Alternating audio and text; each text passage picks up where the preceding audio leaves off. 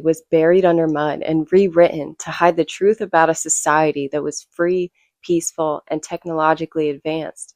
This is the story of Tartaria.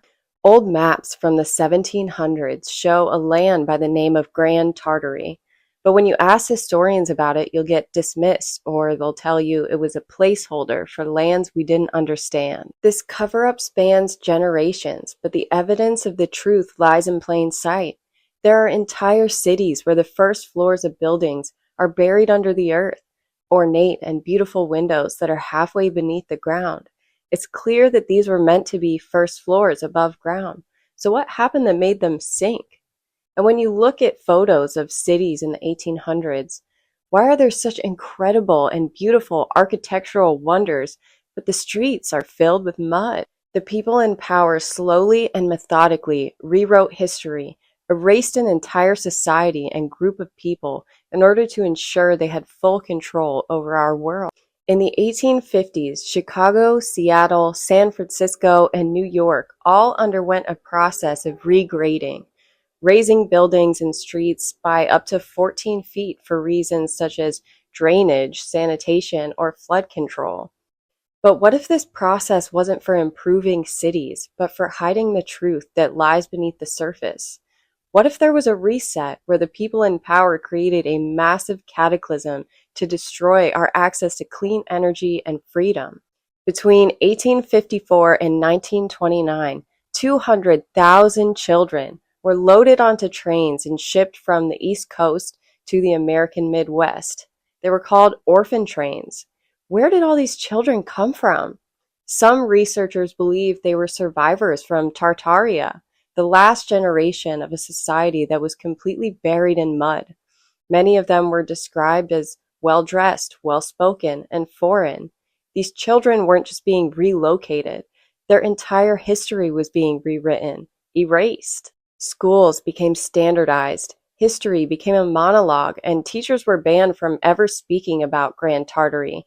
Maps were locked away, never to be spoken of again. The incredible architecture we see around the world wasn't built by people who had no access to electricity or power tools. We're told they only had horse and buggy and pulley systems. They were designed with expert precision, perfect geometry, and alignment with the stars for a reason. Tartary had free, clean energy, a unified society with no need for oil, war, or wires. A society powerful who are enslaving humanity, and the Jews are their fall guys. So who is the hidden hand? Well, that would be the 13 families that control the Vatican, Jesuits, and the Knights of Malta. Pope Boniface VIII created the Unum Sanctum papal bull, which is an express trust claiming all the souls on this planet. The most powerful and elite families today are the Farnese and the Orsini bloodlines. For reference, the Rothschilds come from the Farnese bloodline, and Queen Elizabeth comes from the Orsini bloodline. The Gray Pope, who holds the most power in the Vatican and controls the White Pope and all the Black Popes, is Pepe Orsini. The Medici family controls the media and medicine, shocking, based on their name, and the Colonna bloodline is where Christopher Columbus is from. And it's also the family that controls the District of Columbia. Are you seeing the pattern yet?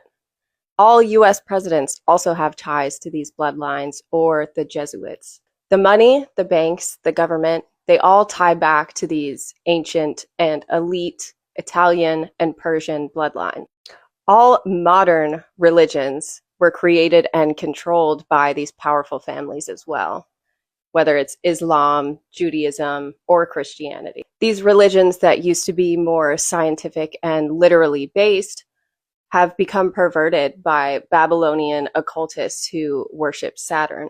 Baptism, communion, circumcision, when you really look at them objectively, they're occult rituals. When you start to truly unravel the dark forces behind every war, atrocity, and inquisition, they always tie back to these satanic murderers who practice black magic, pedophilia, and human sacrifice. These are the families that are truly behind the New World Order agenda, and they're trying to create World War III between the Muslims and the Jews. It's a giant ritual sacrifice. when you look to DC